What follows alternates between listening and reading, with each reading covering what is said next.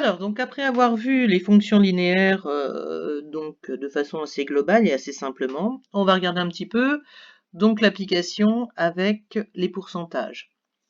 Et donc l'exercice 51, donc on nous donne une étiquette avec un ancien prix, je veux dire un pourcentage de solde et le nouveau prix. Malheureusement, c'est arraché.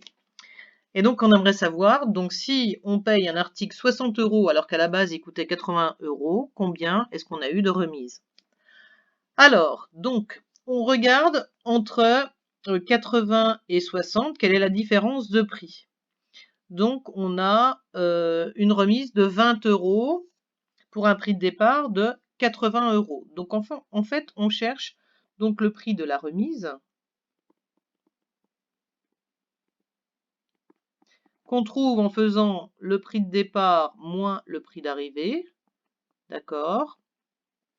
Ensuite, pour connaître le pourcentage correspondant, ben, on fait le rapport entre la remise et le prix de départ. Autrement dit, on fait le rapport de 20 sur 80, ce qui fait un quart, soit 0,25 ou 25%. En fait, on regarde combien on a eu de remise par rapport au prix initial. Donc 25%. On regarde maintenant dans l'exercice 52. Là, on a le montant de la remise, on a le nouveau prix. Maintenant, on va chercher donc le prix initial de l'article.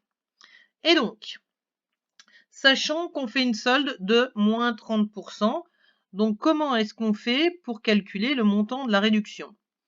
Donc, si on a une solde de moins 30%, ça correspond à un coefficient égal à 0,7. Je rappelle, on fait 1 moins 0,3 et c'est égal à 0,7.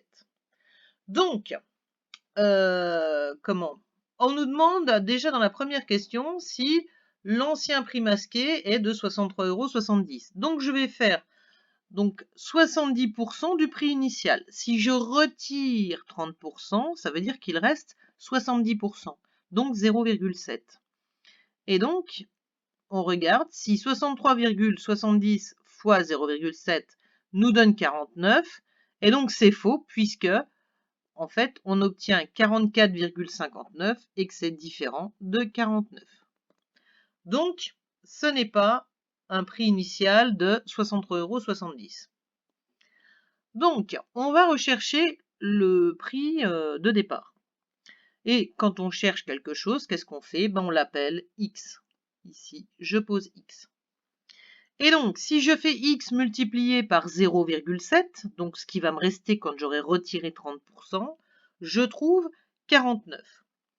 Donc, on résout une équation du premier degré à une inconnue. Je veux X. Ici, je multiplie par 0,7. Donc, pour avoir X, je vais diviser par 0,7 et j'obtiens 70. Ce qui veut dire que le prix de départ, c'est 70 €. Alors, j'espère que vous avez bien compris tout ça. Je rappelle, quand on fait une remise de 30%, ça veut dire qu'il reste 70%. Donc, on multiplie par 0,7, le prix de départ. Si on fait une remise de 20%, donc il reste 80%, donc on multiplie par 0,8, etc. Donc, je vous rappelle que ça, c'est dans la leçon aussi, et on l'a fait en exercice.